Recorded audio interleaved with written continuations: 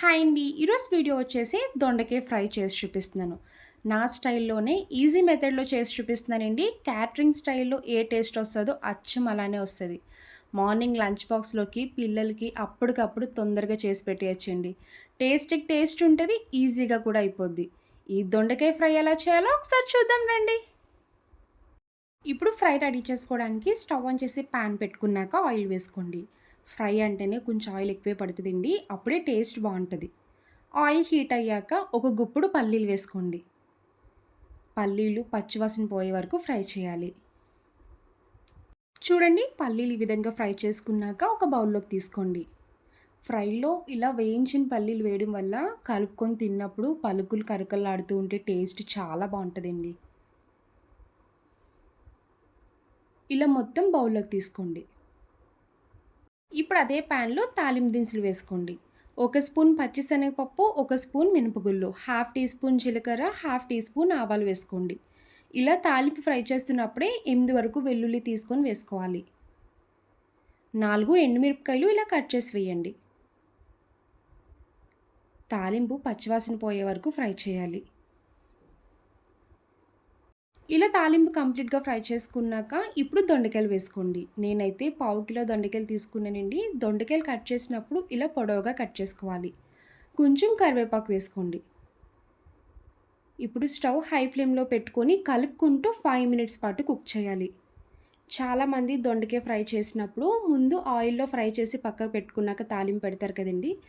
అది కొంచెం లాంగ్ ప్రాసెస్‌లా ఉంటది కదండీ! ఇలా ఈజీ మెథడ్‌లో చేయండి. టేస్ట్ బావుంటది. సింపుల్‌గా అయిపోద్ది. ఇలా దొండకాయలు కలుపుకున్నాక మూత పెట్టుకొని కుక్ చేయండి.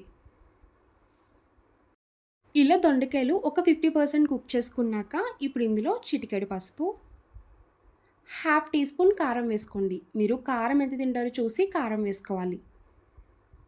టేస్ట్‌కి తగ్గ ఉప్పు వేసుకొని మొత్తం కలిసేలా కలపండి. ఉప్పు, కారం, పసుపు దొండకాయలకి పట్టించేలాగా బాగా ఫ్రై చేసుకోవాలి. చూడండి, దొండకాయలైతే చక్కగా ఫ్రై అయిపోయాయి కదా! ఇలా కలర్ కూడా చేంజ్ అవ్వాలి. అప్పుడే టేస్ట్ బావుంటది. ఇప్పుడు ఒక కప్పు వరకు పచ్చి కొబ్బరి వేసుకోండి. మెయిన్‌గా క్యాటరింగ్ స్టైల్‌లో టేస్ట్ రావాలంటే పచ్చి కొబ్బరి కంపల్సరీ వేయాలండి. అప్పుడే దీని రుచి తెలుస్తది. నేనైతే ఒక కొబ్బరికాయలో సగం చెక్కలో వేసుకున్నానండి. కొబ్బరి ముక్కలు మొత్తం మిక్సీ జార్‌లో వేసి ఇలా వేసుకుంటే ఈజీగా అయిపోద్ది.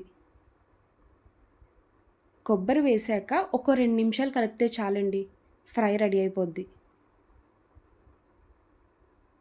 చూసారు కదా! ఇలా పొడి పొడిలాడుతూ ఉంటే తిన్నప్పుడు టేస్ట్ చాలా బావుంటది. దీనికి కాంబినేషన్‌గా పప్పుచారైనా, సాంబార్, రసం ఏదైనా బావుంటదండి.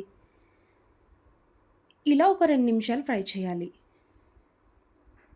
చూసారు కదా! కొబ్బరి కూడా చక్కగా ఫ్రై అయిపోయింది. ఇలా ఫ్రై రెడీ చేసుకున్నాక ఇప్పుడింకా స్టవ్ ఆఫ్ చేసుకోండి.